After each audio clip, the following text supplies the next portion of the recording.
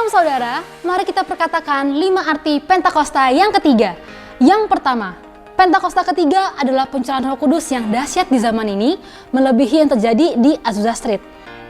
Yang kedua, Pentakosta ketiga akan mengakibatkan penuaian jiwa yang terbesar dan terakhir sebelum Tuhan Yesus datang kembali. Yang ketiga, Pentakosta ketiga akan membangkitkan generasi Yeremia, yaitu anak-anak muda yang dipenuhi Roh Kudus, cinta mati-matian terhadap Tuhan Yesus, tidak kompromi terhadap dosa, dan akan bergerak untuk memenangkan jiwa. Yang keempat, Pentakosta ketiga lahir di Indonesia dan bergerak ke bangsa-bangsa. Gerakan ini dari timur ke barat dan akan kembali ke Yerusalem. Dan yang terakhir, Pentakosta ketiga akan memberikan kuasa untuk menyelesaikan amanat agung, dan setelah itu Tuhan Yesus datang kembali. Tetap semangat, Tuhan Yesus memberkati. Shalom! Di edisi Voice of Pentecost kali ini, kita akan membahas bagaimana kita tidak hanya dipenuhi Roh Kudus, tetapi juga bisa menjadi sukses di marketplace. Tidak sedikit orang yang bertanya, kenapa banyak orang-orang agnostik atau ateis yang lebih sukses daripada anak-anak Tuhan?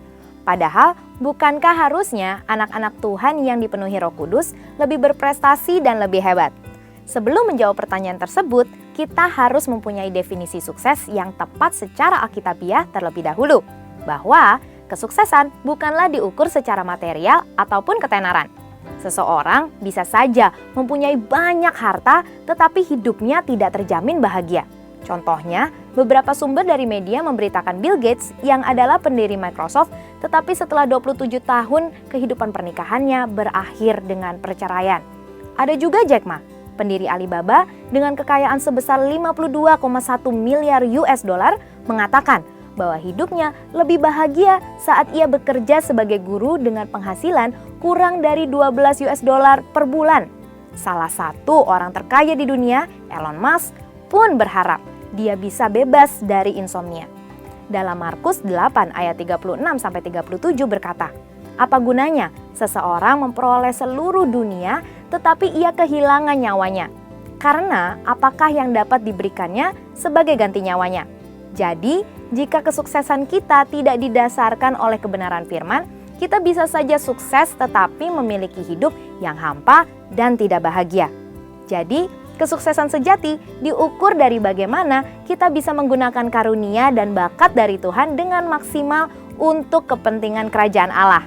Kalau saudara tahu, kisah Bunda Teresa selama lebih dari 47 tahun ia melayani orang miskin dan yatim piatu, serta menjalankan 610 misi di 123 negara.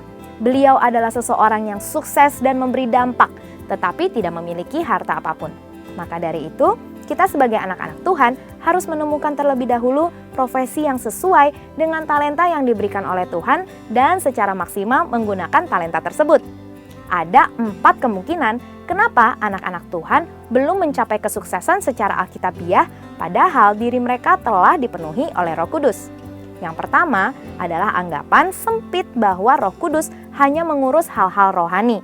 Padahal itu tidak sesuai dengan yang difirmankan Allah dalam kitab Keluaran 35 dan 39, di mana Roh Kudus memenuhi Bezalel dan Aholiab dengan keahlian dan hikmat untuk suatu pekerjaan khusus. Roh Kudus juga bisa memenuhi kita dengan keahlian dan hikmat untuk suatu pekerjaan khusus. Yang kedua, memiliki mentalitas yang salah, yaitu kemalasan dan kurang bekerja keras. Kita tidak boleh hanya bergantung pada doa, tetapi malas bekerja. Tuhan mengingatkan kita agar tidak terjebak dalam kemalasan seperti dalam Amsal 6 ayat 6. "Hai pemalas, pergilah kepada semut, perhatikanlah lakunya dan jadilah bijak." Yang ketiga, anggapan keliru mengenai marketplace sebagai hal yang duniawi. Padahal Tuhan bisa memakai orang-orang Kristen bukan hanya dalam gereja, tetapi menjadi dampak di marketplace. Dan yang keempat, pemahaman keliru mengenai kedatangan Tuhan yang kedua kali, sehingga hanya menanti secara pasif dengan meninggalkan hal-hal yang tidak berkaitan dengan rohani, sehingga mereka kehilangan daya saing. Padahal di 2 Tesalonika 3 ayat 6-7, Paulus menegur orang yang lalai melakukan pekerjaannya. Maka dari itu, haruslah kita memiliki paradigma yang baru bahwa kesuksesan diukur dari bagaimana kita bisa menggunakan karunia dan talenta khusus yang diberikan Tuhan, sehingga kita bisa menjadi dampak di marketplace dan nama Tuhan bisa dipermuliakan. Jadi, marilah kita rindu untuk terus dipenuhi Roh Kudus dan berlari pada tujuan panggilan surgawi. Saudara, untuk penjelasan lengkapnya dari tim teologi kami, silahkan klik link yang ada di atas atau scan QR Code yang tersedia. Tuhan Yesus memberkati.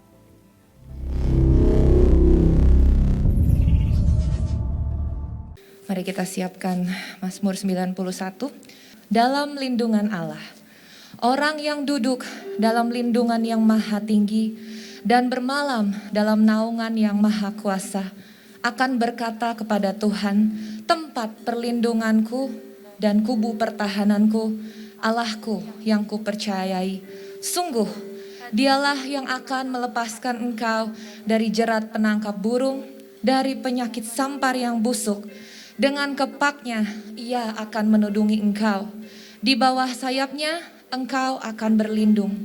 Kesetiaannya ialah perisai dan pagar tembok. Engkau tak usah takut terhadap kedahsyatan malam, terhadap panah yang terbang di waktu siang, terhadap penyakit sampar yang berjalan di dalam gelap, terhadap penyakit menular yang mengamuk di waktu petang.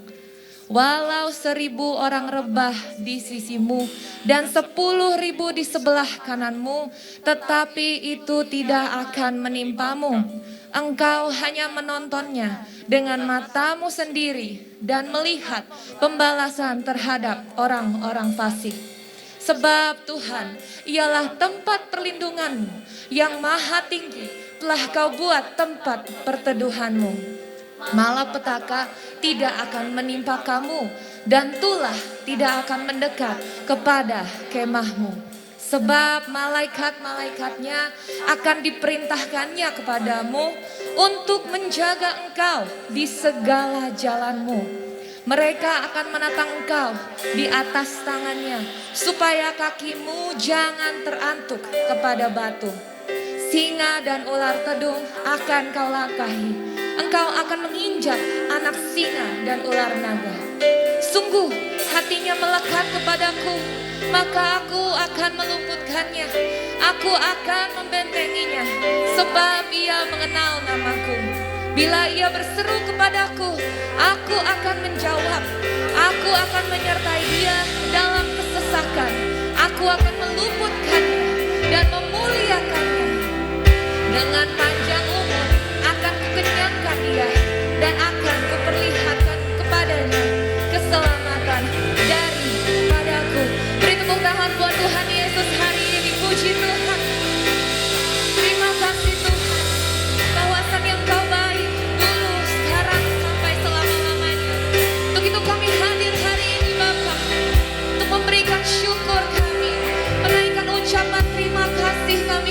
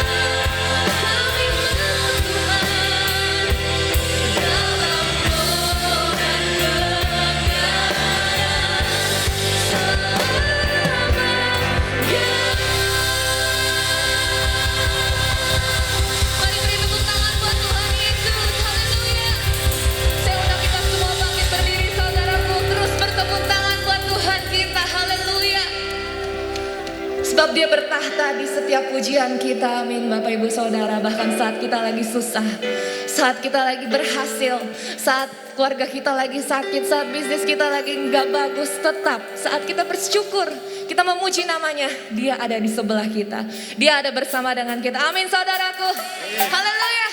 Boleh tepuk tangan sama saya?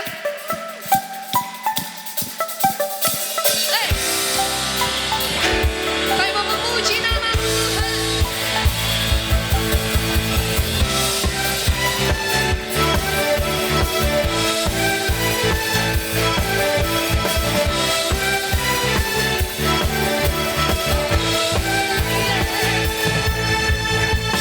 Penulis cakrawala, merangkai jagat raya, pencipta alam semesta.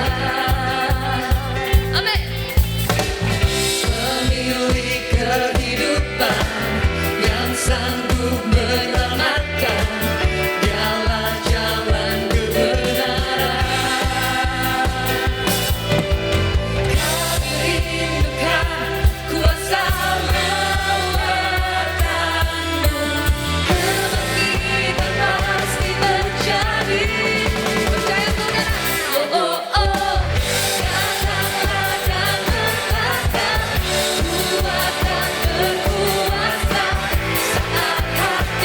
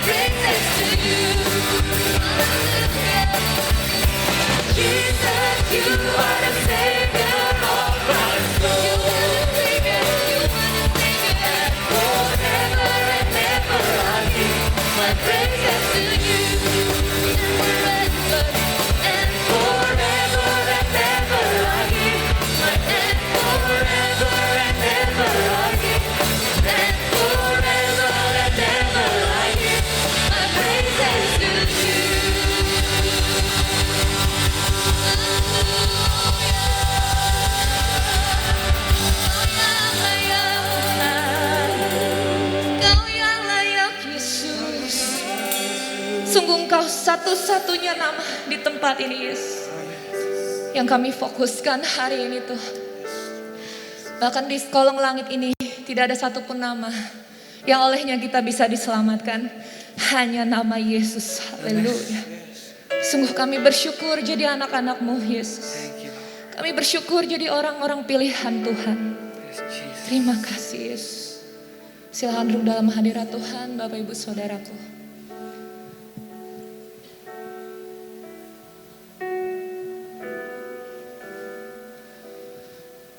Sungguh kami bersyukur Tuhan buat penyelamatan-Mu dalam hidup kami. Saat kami kenal siapa Yesus, hidup kami berubah. Saat kami membaca firman-Mu Tuhan, hidup kami diperbaharui Yesus. Bahkan saat kami menyembah-Mu, saat kami masuk hadirat-Mu Tuhan, segala kekhawatiran kami hilang. Hati kami tenang dalam hadirat-Mu Tuhan. Oh, ya Ralabashen, ya Nabu. You're so amazing, Lord.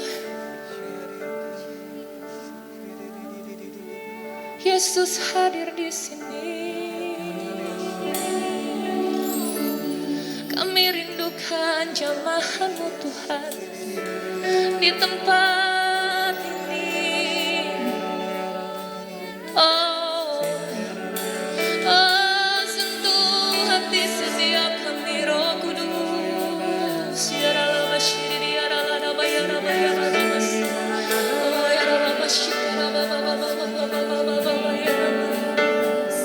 Engkau kerinduan kami, Tuhan.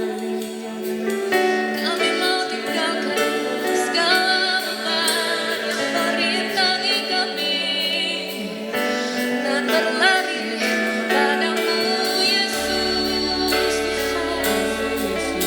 Padamu, Yesus, kami berseru, kami memanggil nama Yesus.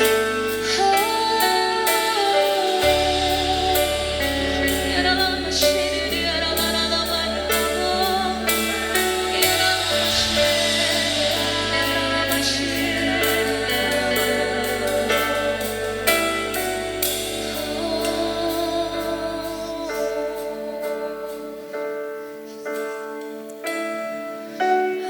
Amazing grace, how sweet the sound that saved a wretch like me.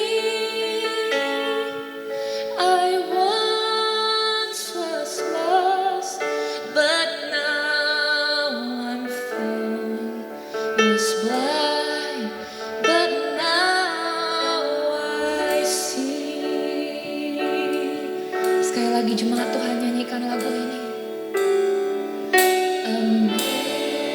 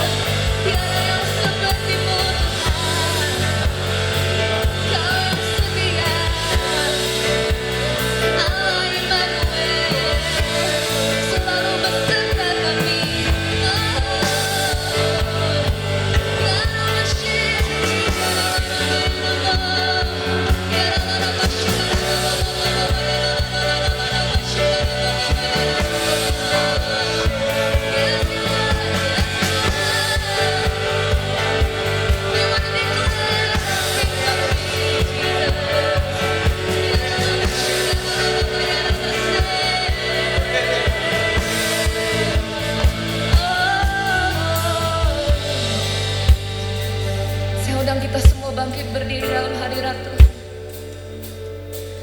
Sudah begitu baik Tuhan dalam kehidupan kita Bapak Ibu Saudara. Ini saatnya kita mau memberikan hati kita, hidup kita hari ini. Tuhan gak ingat-ingat lagi segala dosa kita saat kita minta ampun. Dia setia dan adil. Mari kita kembali. Mari kita kembali Bapak Ibu Saudara. Lord, I give you my heart. I give you my soul. I live for you alone. Every breath that I take, every moment I'm awake. Lord, have your way in me. Lord, I give you my heart, I give you my soul.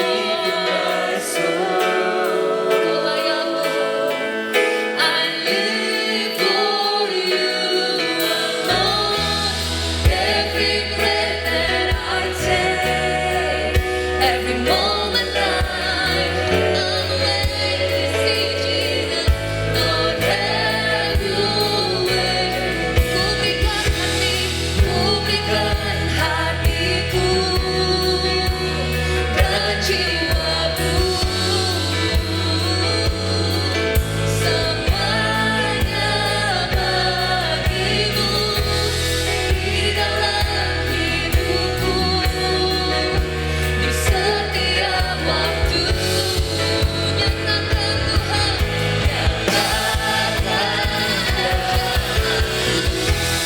ku berikan hatiku dan jiwaku,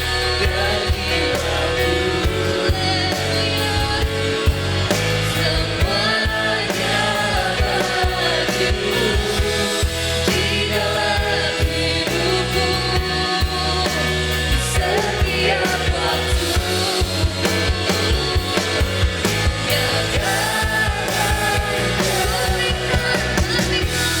Ku berikan hatiku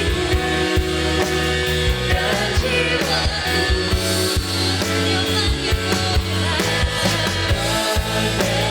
bagimu di dalam hidupku, di setiap waktu. Nyatakan jalanku, nyatakan jalanku, nyatakan jalanku,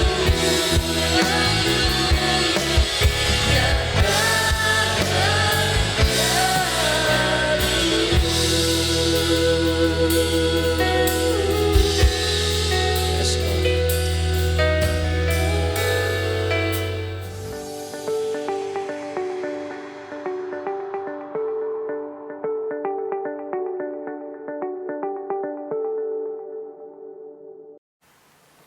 Selamat berjumpa kembali Jemaat GBI Puri Indah yang terkasih. Sebelum kita membaca, mempelajari dan merenungkan firman Tuhan hari ini, mari kita sama-sama berdoa. Bapa di dalam surga, terima kasih untuk hari ini, hari yang Tuhan jadikan buat kami semua, hari di mana kami boleh melihat kembali kemurahan, kebaikan dan kasih setia Tuhan dalam kehidupan kami. Dan kami berdoa biar dalam ibadah ini kami boleh kembali mendapatkan berkat lewat kebenaran firman-Mu. Kami boleh mengenal kehendak-Mu, rencana-Mu yang indah buat kami. Dan kami boleh mengenal pribadi-Mu dan kasih-Mu yang begitu besar buat kami. Tuhan berkati kami semua dengan firman-Mu. Kami sediakan telinga, pikiran, dan hati kami, tempat yang terbaik untuk berkat firman-Mu buat kami semua di dalam ibadah ini. Di dalam nama Tuhan Yesus kami berdoa. Amin. Saya mengajak kita membaca dari Injil Lukas pasal yang ke-5, ayat yang pertama sampai dengan yang ke-11. Injil Lukas pasal yang ke-5, ayat pertama sampai dengan yang ke-11. Demikian bunyi firman Tuhan. Pada suatu kali Yesus berdiri di pantai Danau Genesaret, sedang orang banyak mengerumuni Dia hendak mendengarkan firman Allah. Ia melihat 2 perahu di tepi pantai. Nelayan-nelayannya telah turun dan sedang membasuh jalannya. Ia naik ke dalam salah satu perahu itu, yaitu perahu Simon, dan menyuruh dia supaya menolakkan perahunya sedikit jauh dari pantai. Lalu ia duduk dan mengajar orang banyak dari atas perahu. Setelah selesai berbicara, ia berkata kepada Simon, "Bertolaklah ke tempat yang dalam dan tebarkanlah jalamu untuk menangkap ikan." Simon menjawab, "Guru, telah sepanjang malam kami bekerja keras dan kami tidak menangkap apa-apa. Tetapi karena engkau menyuruhnya, aku akan menebarkan jala juga."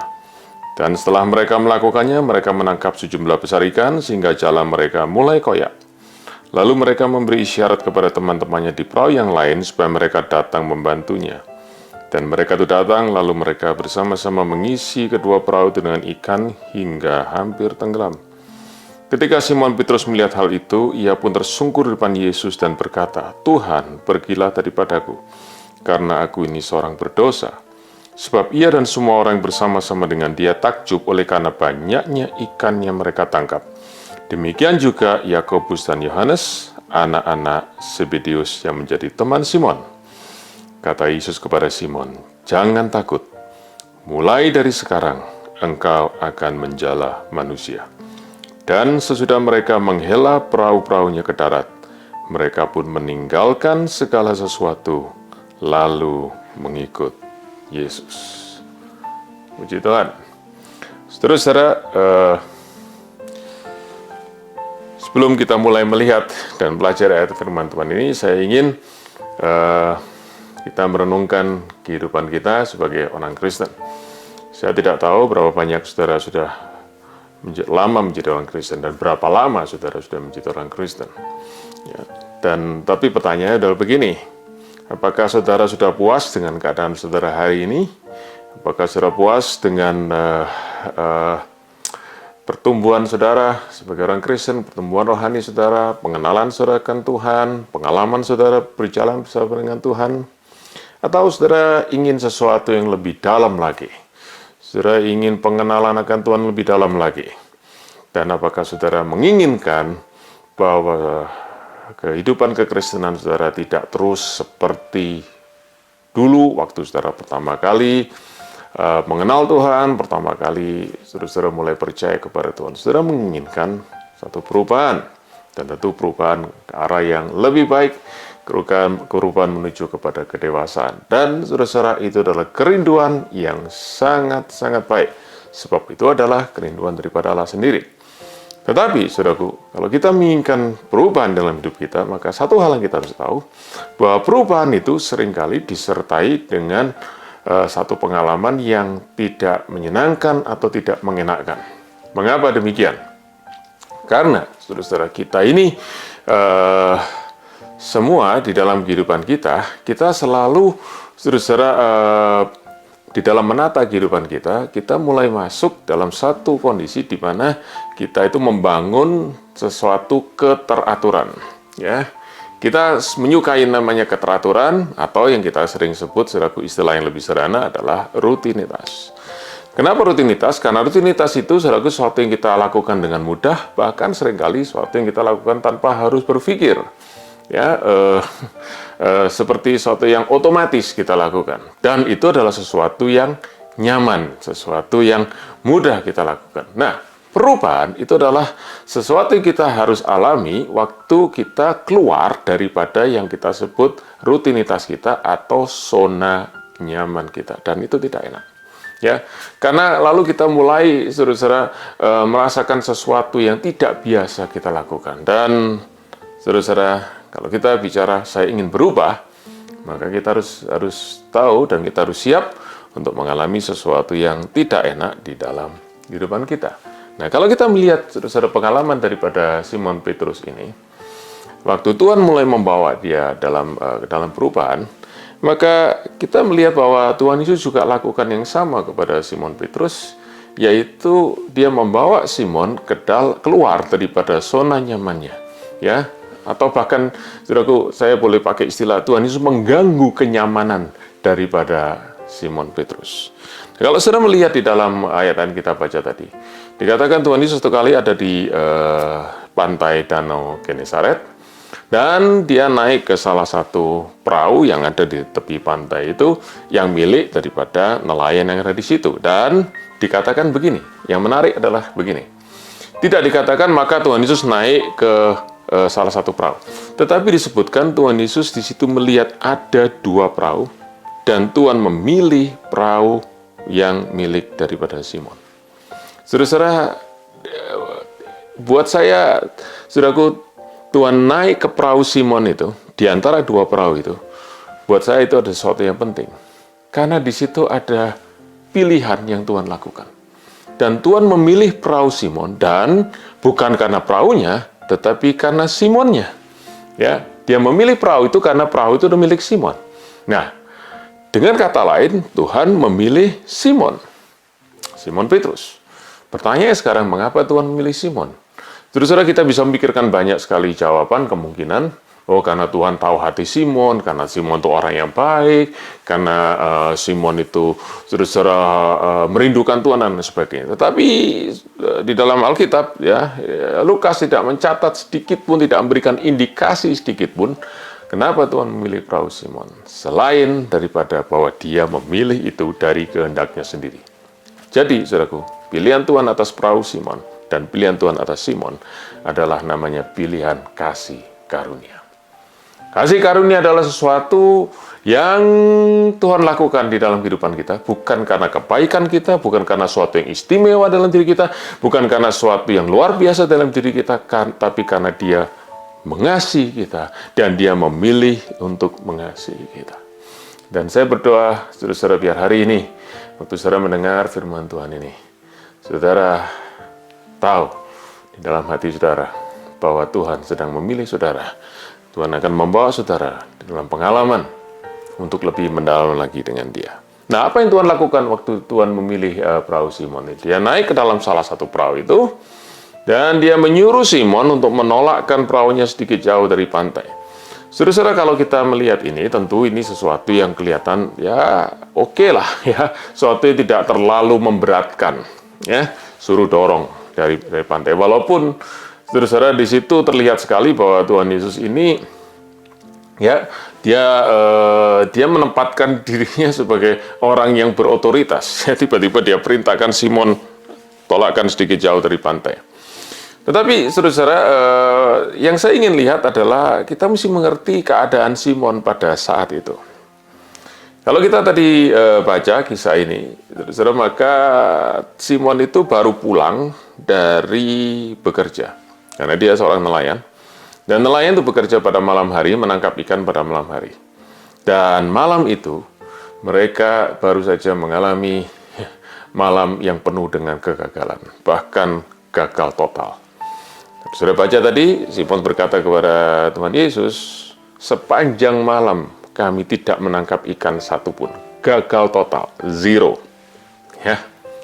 Dan mereka pulang dari nangkap ikan itu dan tidak dapat ikan satupun. Dan mereka harus mencuci jalannya. Badannya pasti capek.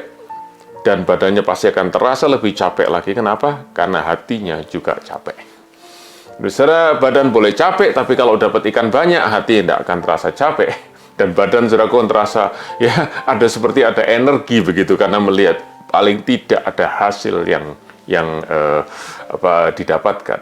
Tetapi saudara, hari itu pasti Simon dalam keadaan yang sangat frustasi, kecewa, sedih, mungkin campur marah juga, saudaraku. Dan di dalam keadaan seperti itu, bukannya Tuhan datang dan menghibur Simon, tetapi justru Tuhan kasih pekerjaan sama Simon. Oke, suruh tolakkan perahunya dari pantai. Dan terus saudara, ini adalah suatu yang buat saya suatu yang menarik sekali. Karena seringkali saudaraku kita berharap waktu kita di dalam kesusahan, waktu kita di dalam menghadapi masalah, maka Tuhan datang dan mengubah masalah itu menjadi suatu berkat, menjadi suatu yang menyenangkan dalam kehidupan kita. Tetapi kalau kita lihat di dalam kehidupan Simon ini, justru Tuhan kasih masalah baru buat Simon. Ya, udah capek, masih disuruh-suruh lagi, saudaraku. Dan itu yang Tuhan lakukan. Tetapi di situ, saudaraku, ada satu pesan yang penting buat kita semua. Waktu Tuhan mengganggu kehidupan kita, ya.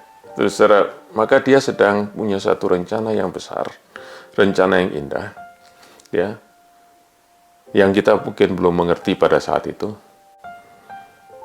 Tapi untuk itu, Tuhan tuh sering harus membawa kita keluar dari apa yang kita rasakan sebagai kenyamanan atau rutinitas kita. Simon sudah ingin pulang ke rumah, ingin lemparkan badannya ke atas tempat tidur, dia ingin beristirahat, tapi Tuhan berkata, jangan istirahat dulu, oke? Tolakkan sedikit jauh dari pantai, dan saya percaya, saudaraku, Simon kemudian duduk di buritan perahu itu, dan Tuhan Yesus berdiri di bagian depan perahu itu dan mulai mengajar orang banyak yang ada di tepi pantai. Dan setelah itu, saudara, apa yang terjadi? Maka Tuhan menyuruh Simon untuk bertolak ke tempat yang dalam. Dan saudara, ini tentu suatu yang lebih bikin capek lagi. Tadi sudah suruh dorong perahu, saudaraku, udah hati ndak kesel, saudaraku ya. Sekarang suruh bertolak ke tempat dalam, suruh dayung ke tempat yang dalam. Dan itu, saudaraku, siang hari. Itu saudara lebih capek lagi. Tapi yang paling, saudaraku, mengejutkan buat Simon Petrus adalah setelah sampai di tempat yang dalam itu, Tuhan menyuruh Simon Petrus menebarkan jalannya. Yang berarti Tuhan suruh dia nangkap ikan. Dan saudaraku, selama ini Simon Petrus tutup mulut. Dia nurut saja. Tuhan suruh dia dorong perahunya sedikit jauh dari pantai, dia nurut, dia diam. Tuhan suruh dia bertolak ke tempat yang dalam, suruh dayung perahunya, saudaraku, dengan hati yang capek, dia tetap diam, dia nurut saja. Tapi waktu dia suruh nebarkan jala, saudaraku, dia nggak tahan, saudaraku ya, mulai dia mengungkapkan, saudaraku, isi hatinya. Dan perhatikan kalimat yang dia sampaikan kepada Tuhan Yesus. Dia berkata begini, Guru, telah sepanjang malam kami bekerja keras dan kami tidak menangkap apa-apa. Aku perhatikan yang pertama. Dia panggil Tuhan Yesus Guru. Oke? Tentu Tuhan Yesus pada saat itu adalah dikenal sebagai seorang rabi, yaitu yang sama dengan guru. Tetapi saya percaya, saudaraku, Simon Petrus bukan hanya mau panggil Tuhan Yesus itu karena dia panggil guru itu bukan karena dia mau kasih panggilan kepada Tuhan Yesus, guru, ya bukan hanya itu. Tetapi juga mengandung arti, saudaraku, bahwa engkau ini guru, oke? Kalau ngajar, engkau jagoan, ya. Aku akui, engkau pinter ngajar, engkau ngerti firman Tuhan, oke? Tapi kalau urusan tangkap ikan, itu bukan urusan guru, itu urusan nelayan. Engkau tidak ngerti soal nangkep ikan. Dan aku kasih tahu sedikit, ya, aku sedikit informasi kepadamu seorang guru, aku ini nelayan, kamu nih guru. Kalau soal Alkitab, engkau mungkin jauh lebih hebat daripada aku, tapi kalau soal nangkep ikan, aku ini yang lebih ngerti daripada kamu. Dan aku beritahu ya, tadi malam, sepanjang malam, kami tidak nangkap apa-apa. Dan sepanjang malam itu adalah waktu yang terbaik untuk nangkap ikan. Sekarang, siang hari ini, waktu yang paling jelek untuk nangkap ikan. Di waktu yang paling baik, kami nggak dapat apa-apa. Apalagi di waktu yang jelek seperti siang hari bolong ini. Ini bukan waktunya orang nangkap ikan. Dan engkau menyuruh aku nangkap ikan. Ini menunjukkan engkau memang guru. Engkau tidak ngerti kapan waktunya nangkap ikan.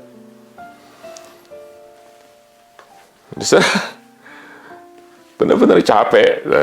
Simon ini saya bisa bayangkan.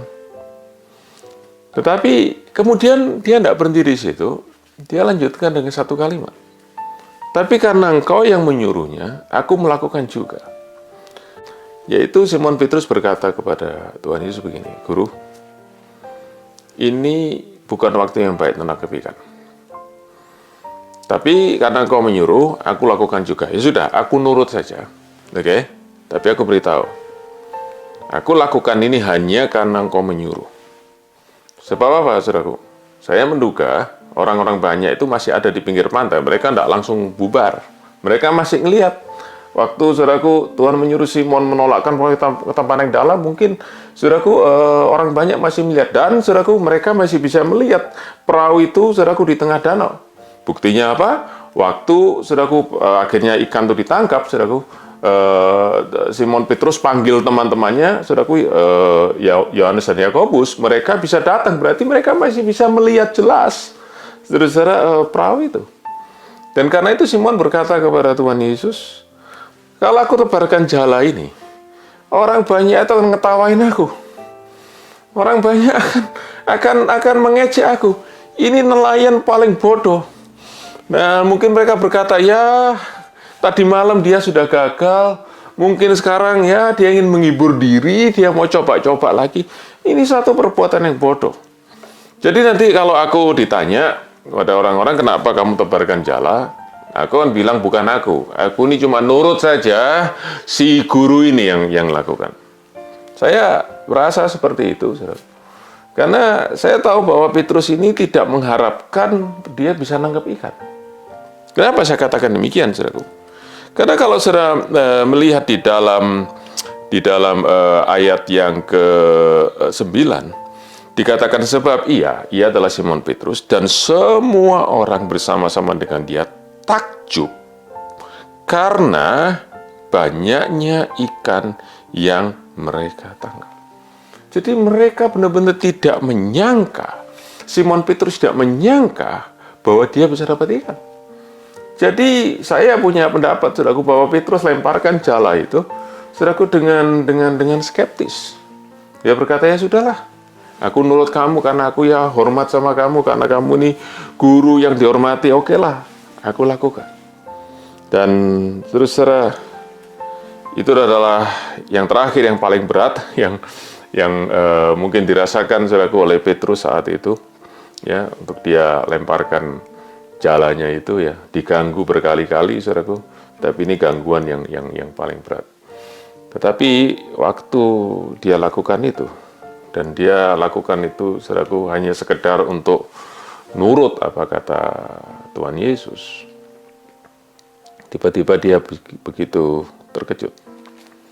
Karena saudara, dia menangkap ikan dalam jumlah yang saya percaya belum pernah dia tangkap sebelumnya. Yaitu apa, saudaraku? 2 perahu, sampai 2 perahu diisi, dan perahunya hampir tenggelam. Belum pernah seumur hidup dia menangkap ikan seperti itu, di malam hari, di waktu yang terbaik, saudara, dia tidak pernah bisa lakukan itu. Dan hari itu dia melihat sesuatu yang luar biasa. Di saat yang terbaik, menurut pemikiran, menurut pengalaman, menurut pengetahuannya, menurut kondisi yang ada, dia gagal total. Di saat yang paling buruk, ternyata dia justru bisa menangkap ikan dalam jumlah yang paling banyak. Hanya karena perkataan daripada Tuhan Yesus. Dan saudara-saudara, kalau kita melihat ini, sampai di sini, saudara-saudara, maka kita bisa mulai mulai memunculkan ide, yang memunculkan apa, saudaraku, makna daripada kisah ini. Kita bisa berkata, saudara-saudara, kalau saudara taat kepada Tuhan, kalau saudara percaya kepada firman Tuhan, maka Tuhan bisa mengubah kegagalanmu menjadi keberhasilan. Kalau saudara hari ini mungkin gagal total, percayalah, saudaraku, percaya, perkatakan firman Tuhan, pegang firman Tuhan, maka saudara akan melihat mujizat terjadi, dan lain sebagainya. Saya terus terang merasa kalau kita melihat seperti itu, kita kita kehilangan, saudaraku, makna yang sebenarnya dari kisah ini. Karena waktu Petrus melihat ikan jumlah yang begitu banyak itu, dan saudaraku, saya sebut waktu Petrus melihat mujizat itu, yang terjadi adalah sesuatu yang dahsyat. Yaitu apa? Dia tersungkur di depan kaki Tuhan Yesus. Dan dia berkata di dalam ayat yang ke-8, dia tersungkur di depan kaki Yesus. Tadi dia baru ngomel sama Tuhan Yesus, "Guru, engkau suruh aku lakukan perbuatan yang bodoh ini. Tadi malam kita tidak dapat ikan. Di sini berarti di daerah sini tidak ada ikan. Bagaimana sekarang kau nyuruh aku nangkap ikan siang hari lagi, ikan-ikan semua ya pada dibawa, pada pergi. Tapi waktu dia melihat mujizat itu, saudara-saudara, dia tersungkur, artinya dia menyembah kepada Tuhan. Dan dia berkata begini, Tuhan, pergilah daripadaku, aku orang berdosa. Tadi dia panggil Yesus itu guru, sekarang dia panggil Yesus itu Tuhan, Lord. Mujizat, saudaraku, itu bukan sesuatu yang lalu Petrus lihat, wow, sekarang aku bisa nikmati, oh sekarang aku jadi kaya. Tidak. Lebih dalam daripada itu. Waktu Petrus melihat mujizat itu, dia melihat Tuhan. Dia tidak terpesona, saudaraku, hanya dengan mujizat, lalu dia berhenti melihat pada ikan. Tapi lalu dia melihat siapa orang ini. Dan dia tahu, dia bukan sekedar guru. Dia adalah Tuhan. Dan saudara-saudara, itulah yang indah dari yang Tuhan ingin kerjakan dari dalam kehidupan Petrus. Ya, Tuhan mengerjakan mujizat. Benar, dan mujizat yang luar biasa. Tetapi tujuan dari mujizat itu bukan, saudaraku, sekedar daripada mujizat itu mengubah kegagalan menjadi keberhasilan. Bukan. Tapi supaya Petrus mengenal Tuhan tidak seperti yang dia kenal sebelumnya. Mengenal Yesus dari seorang guru menjadi Tuhan. Dan karena Petrus tahu dia Tuhan, langsung dia tersungkur dan dia berkata, pergilah daripada aku orang berdosa. Kenapa, saudara? Karena Petrus tahu, dia langsung, begitu dia melihat Tuhan Yesus, itu Yesus sebagai Tuhan. Bukan hanya dia mengenal Yesus, tapi dia mengenal siapa dirinya. Dia bukan seorang nelayan. Bahkan dia bukan seorang nelayan yang gagal. Dia adalah orang berdosa. Terus, saudara, waktu kita mengenal Tuhan dengan lebih dalam, kita juga akan mengenal diri kita lebih dalam. Kita bisa tahu siapa kita lebih dalam. Kita menemukan pribadi kita lebih dalam. Di dalam pengenalan kita akan Tuhan. Dan itulah yang Tuhan ingin kerjakan di dalam kehidupan kita. Dan Petrus merasa tidak layak, saudaraku. Bukan dia tuh mengusir Tuhan. Tuhan pergi, bukan. Tapi dia berkata, Tuhan, aku tidak layak dekat-dekat dengan Engkau. Karena aku ini orang berdosa dan Engkau Tuhan yang kudus. Dan saudara, teriakan daripada Petrus, pergilah daripada aku orang berdosa. Itu, saudaraku, sebenarnya mirip dengan saudara di dalam perjanjian lama. Ya, perjanjian lama Tuhan berikan dalam hukum Taurat. Kalau ada seorang yang terkena penyakit kusta, dan saudaraku, kalau dia kena penyakit kusta, maka dia harus menyingkir, saudaraku, dari masyarakat. Dan kalau, saudaraku, dia lagi jalan, saudaraku, dia tidak boleh berkumpul dengan masyarakat. Dan kalau dia kebetulan jalan dan dia melihat ada orang lain, saudaraku, orang yang sehat, orang yang normal, jalan dekat dia, maka dia harus berteriak, najis, najis, aku ini najis, jangan deket-deket sama aku. Dan itu, saudaraku, yang Petrus lakukan. Dan saudaraku, kalau ada orang mendengar orang lain, orang yang kusta berteriak, najis, najis, maka dia harus segera pergi, dia harus segera menyingkir. Kenapa? Karena kalau dia sampai bersentuhan dengan orang yang sakit kusta, maka orang yang normal itu, orang yang sehat itu, kalau dia bersentuhan dengan orang yang sakit kusta, maka orang yang sakit kusta itu tetap najis, tapi orang yang normal, orang yang sehat itu jadi ikut najis. Dia tercemar, dia ikut jadi najis. Dan itu sebabnya terus berteriak kepada Tuhan, aku tidak layak, aku ini najis, pergi daripada aku Tuhan. Tetapi, saudaraku, disitulah Petrus mengalami namanya perjumpaan dengan Tuhan. Dan disitulah, saudara, waktu orang bertemu dengan kudusan Tuhan, maka dia akan melihat dirinya begitu kotor, begitu najis, dia tidak layak. Tetapi waktu dia merasa dirinya tidak layak, dirinya kotor di hadapan Tuhan, disitulah dia akan menemukan namanya kasih karunia. Disitulah dia akan menemukan kasih Tuhan. Dan terus saudara, Tuhan Yesus tidak pergi tinggalkan dia. Tuhan Yesus berkata, sekarang kamu tahu ya? Tidak, tapi justru Tuhan datang dan berkata, jangan takut. Jangan takut. Tuhan tidak tinggalkan Petrus yang telah berdosa. Dan itu saudaraku adalah satu yang indah. Kalau manusia yang najis ketemu dengan manusia yang bersih, maka ya manusia yang bersih justru jadi najis.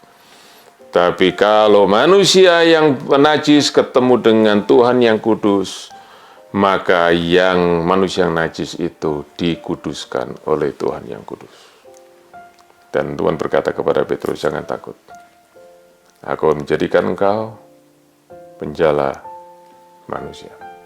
Aku memberikan tujuan hidup yang baru. Karena engkau mengenal aku sekarang, aku akan mulai mengerjakan satu panggilan yang indah di dalam hidupmu. Dari orang berdosa, dipanggil saudaraku menjadi pengikut Kristus. Bahkan saudaraku Tuhan akan pakai dia untuk menjala manusia, untuk memenangkan jiwa, untuk membawa orang-orang lain mengenal Tuhan yang adalah juru selamat. Terus saudara, itulah pengalaman daripada Petrus, itulah saudaraku sesuatu yang Tuhan juga ingin kerjakan dalam kehidupan kita. Ya, seringkali Tuhan akan bawa kita untuk masuk dalam keadaan atau melakukan sesuatu yang saudaraku kelihatannya tidak masuk akal, yang kita tidak mengerti kenapa Tuhan lakukan ini. Tetapi saudara, biar kita sadar bahwa pada saat itulah perubahan itu sedang Tuhan ingin kerjakan di dalam diri kita. Nah, saya ingin kembali, saudaraku, apa yang kita bisa belajar dari kisah ini? Saya harap kita tidak berhenti, saudaraku, di kisah ini seperti saya katakan tadi. Kita berhenti dengan berkata, saudara-saudara, karena itu, adakah saudara yang gagal hari ini, Tuhan bisa mengubah kegagalan menjadi keberhasilan. Sebab apa, saudaraku? Kalau kita melihat di dalam ayat yang ke-11, okay, Petrus dan dua temannya, Yohanes dan Yakobus, yang ikut bersama-sama menuai ikan yang banyak itu. Saudara. Di dalam ke-11 dikatakan, waktu mereka sampai ke darat, tidak dikatakan mereka mulai menjual ikan-ikan itu. Tidak dikatakan mereka mulai mencari tempat untuk menampung ikan itu. Tidak dikatakan mereka meninggalkan segala sesuatu. Perahunya dan dua perahu dan yang penuh dengan ikan itu ditinggalkan. Lalu ikut Yesus. Ini sesuatu yang saya ingin kita renungkan sungguh-sungguh. Dan ini saudaraku yang sesuatu yang kita harus benar-benar perhatikan. Sebab seringkali, saudara, kalau kita bicara tentang mujizat, maka kita mencari mujizat itu untuk sesuatu yang kita dapatkan dan sesuatu yang kita bisa nikmati dan berakhir dengan mujizat itu. Saudara, membawa sesuatu yang menyenangkan, sesuatu yang baik buat diri kita. Dan tidak salah, saudara-saudara. Tuhan bisa lakukan mujizat itu, Tuhan saudaraku sembuhkan orang, Tuhan kasih makan orang yang kelaparan dengan 5 roti dan 2 ikan, saudara-saudara. Tetapi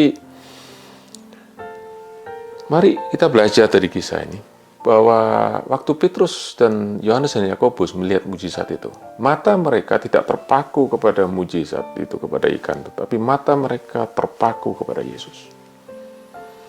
Dan mereka berkata, Tuhan, kami mau ikut Engkau. Dan kami ikut Engkau bukan untuk mengalami mujizat, tapi kami ikut Engkau karena kami mengenal siapa Engkau. Engkau adalah Tuhan. Dan saudara-saudara, mujizat itu ya bisa menjadi satu pencobaan buat kita. Sebab Tuhan Yesus berkata kepada Petrus, masih ada di perahu itu, waktu saudaraku ikan 2 perahu itu, saudaraku, waktu ikan saudaraku mulai diisi 2 perahu itu hampir tenggelam, Tuhan berkata kepada Petrus, kamu akan kujadikan penjala manusia, yang artinya kamu ikut aku sekarang. Saudara-saudara, Petrus harus memilih antara dia mau ikut Tuhan atau dia mau nikmati ikan-ikan yang begitu banyak, yang bisa mengubah kehidupannya. Yang bisa, saudaraku, benar-benar itu membawa suatu perubahan dalam hidupnya. Dia menjadi, saudaraku, dia bisa menjadi kaya dengan ikan yang begitu banyak. Tapi pada saat itu, Petrus memilih Tuhan. Lebih daripada memilih berkat Tuhan. Dan dia berkata, berkat yang terbesar yang bisa dapatkan adalah mengikut Tuhan dan mendapatkan tujuan hidupku dalam Tuhan. Lebih daripada aku menjadi seorang nelayan yang berhasil, menjadi nelayan yang kaya, tapi yang terindah dalam hidupku adalah mengikut Tuhan, yang lebih daripada kenikmatan, kekayaan di dalam dunia. Karena Petrus rela meninggalkan, saudaraku, keberuntungannya. Petrus rela meninggalkan, saudaraku, keuntungan besar yang dia dapat hari itu. Sebab dia melihat tujuan yang lebih tinggi dalam hidupnya yang Tuhan berikan kepada dia. Haleluya. Dan Tuhan berjanji kepada Petrus, kalau engkau ikut aku akan jadikan kau penjala manusia. Dan Tuhan berkata kepada Petrus, Tuhan mengajar satu hal kepada Petrus. Hari itu dia menangkap ikan begitu banyak. Bukan karena kepandaiannya, bukan karena kemampuannya, bukan karena kondisi yang kondusif pada saat itu. Tetapi hanya karena perkataan Tuhan. Hanya karena ketaatannya dia kepada Tuhan, walaupun pada saat itu dia tidak mengerti mengapa Tuhan suruh dia lakukan itu. Dan saudara-saudara, Tuhan berkata, seperti itulah engkau akan menjadi penjala manusia. Bukan dengan kekuatanmu, bukan dengan kemampuanmu, bukan karena situasi yang menguntungkan, tetapi hanya karena engkau ikut aku. Dan kalau kita melihat, saudara, pada hari raya Pentakosta di Kisah Rasul pasal 2, Petrus hari itu dipakai Tuhan untuk menjadi penjala manusia. 3.000 orang bertobat. Apakah karena dia mampu? Bukan. Apakah karena dia pandai? Apakah saat itu situasi memungkinkan? Tidak.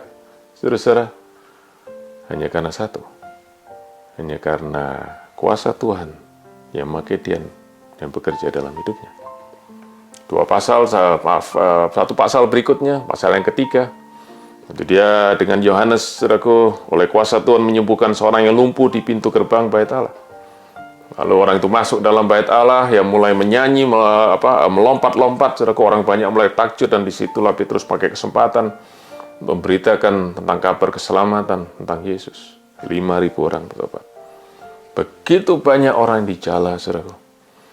Dan itu dimulai dari waktu Tuhan Yesus membawa Petrus keluar dari kenyamanannya. Membawa Petrus keluar, saudaraku, dari apa yang dia rasa dia bisa, yang dia bisa kontrol. Dan Tuhan Yesus bawa dia untuk mengenal siapa Tuhan dan siapa dirinya. Dan satu hal yang indah yang saya pelajari di sini adalah bahwa tadi, saudaraku, pada awal kisah ini dikatakan Tuhan itu pinjam perahu daripada Petrus. Dan dia pinjam perahu itu. Ya. Perahu tetap milik Petrus, tetapi setelah itu, ternyata Petrus memberikan seluruh hidupnya buat Tuhan. Saudara-saudara, kalau saudara mau mengalami kedalaman dengan Tuhan, jangan hanya pinjamkan hidupmu kepada Tuhan. Jangan hanya pinjamkan waktumu kepada Tuhan, sewaktu-waktu engkau bisa tarik kembali. Tapi serahkan kepada Tuhan, biar Tuhan yang memiliki itu. Tuhan yang memakai itu, menurut maksud dan rencananya yang indah. Saya percaya Tuhan ingin bawa kita semua untuk lebih mendalam. Mungkin, saudaraku, tidak seperti Petrus yang berkhotbah 3.000 orang bertobat, 5.000 orang bertobat. Saudaraku, Tuhan punya rencana macam-macam dalam kehidupan kita. Tapi semua rencana yang indah untuk kita masing-masing. Tapi yang pasti adalah, atau kita ikut dalam rencana Tuhan, kita akan mengenal Dia lebih dalam lagi. Dan waktu kita mengenal Dia lebih dalam lagi, kita akan tahu Dia lebih berharga daripada semua yang ada di dalam dunia ini. Dan kita berkata, Tuhan, aku mau ikut Engkau Aku mau ikut Engkau.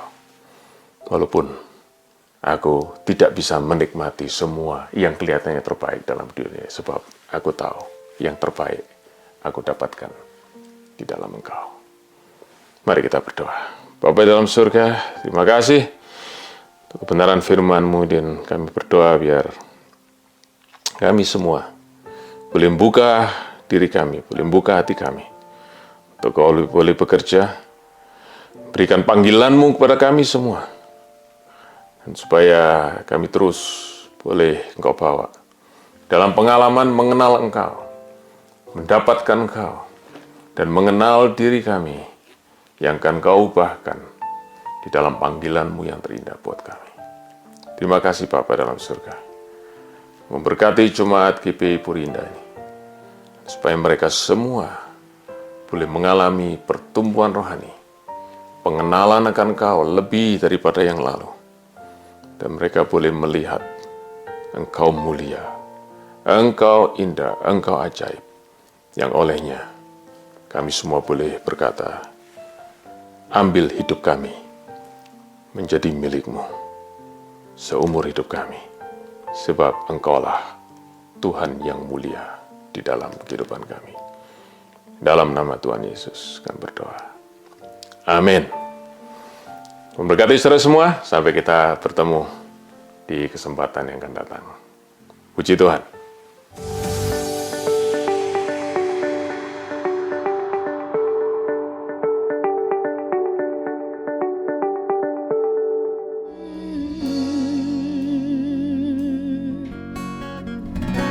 The Lord bless you and keep you.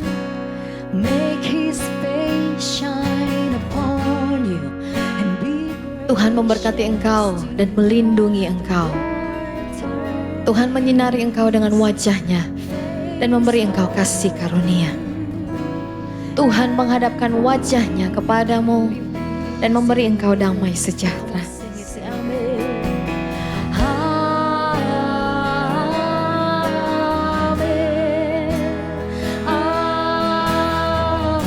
Nikmati dan rasakan hadirat Tuhan dalam Encounter Night. Premier di YouTube GBI Puri Indah tanggal 28 Juni 2022, hari Selasa pukul 7 malam.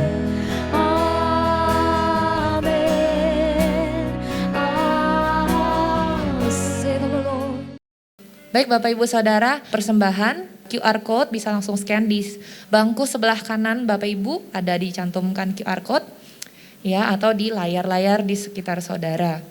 Mari kita sama-sama siapin hati kita untuk memberikan persembahan. Kita berdoa. Bapa di surga, terima kasih buat firman-Mu hari ini untuk setiap kami Tuhan. Biar setiap firman yang ditabur Tuhan boleh kami kerjakan, kami lakukan, dan berbuah dalam kehidupan kami. Terima kasih Yesus. Sebentar kami mau memberi, biar segala pemberian kami ini kami berikan hanya untuk Engkau Tuhan, bukan untuk dilihat manusia. Dan kami mau kasih yang terbaik dengan hati yang bersuka cita dan penuh ucapan syukur. Terima kasih Bapa, terima kasih Roh Kudus. Dengan satu nama Tuhan kami Yesus Kristus kami siap memberi. Sama-sama katakan, amin. Baik, Tuhan Yesus memberkati, selamat memberi.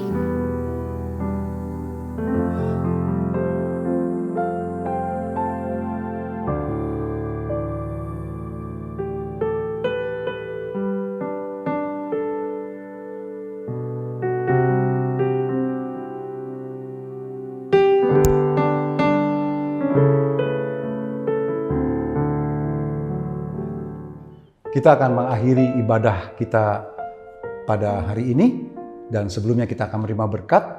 Mari kita bangkit berdiri, buka hati Bapak Ibu Saudara sekalian, dan angkat kedua tanganmu dan terimalah berkat dari Tuhan. Bapa Surgawi, aku menyerahkan semua anak-anak-Mu Tuhan, umat pilihan-Mu ke dalam tangan perlindungan-Mu. Karena kami yakin dan percaya Engkaulah penyembuh yang ajaib. Karena itu terimalah berkat kesembuhan. Engkaulah Allah yang menyediakan. Karena itu berkat, terimalah berkatnya. Damai dan sejahtera, hati yang gembira dan bisa mengucap syukur Tuhan karuniakan di dalam hidupmu. Dan ketahuilah Ia menyertai engkau sampai kepada akhirnya. Apa saja yang tanganmu kerjakan, Dia sanggup merubah menjadi kebaikan bagimu. kemana kakimu melangkah, Dia menyertai dengan keberuntungannya, agar lewat itu nama Tuhan Yesus Kristus dipermuliakan dan engkau jadi berkat buat banyak orang lain yang kekurangan. Dalam nama Tuhan Yesus, yang percaya Tuhan baik, sama-sama yuk kita berkata, amin. Haleluya. Tetap jaga protokol kesehatan Bapak Ibu Saudara sekalian, dan tetap percaya dan berharap hidup saudara dan hidup saya ada di tangan Yesus Kristus, Tuhan dan sumber kekuatan kita semuanya.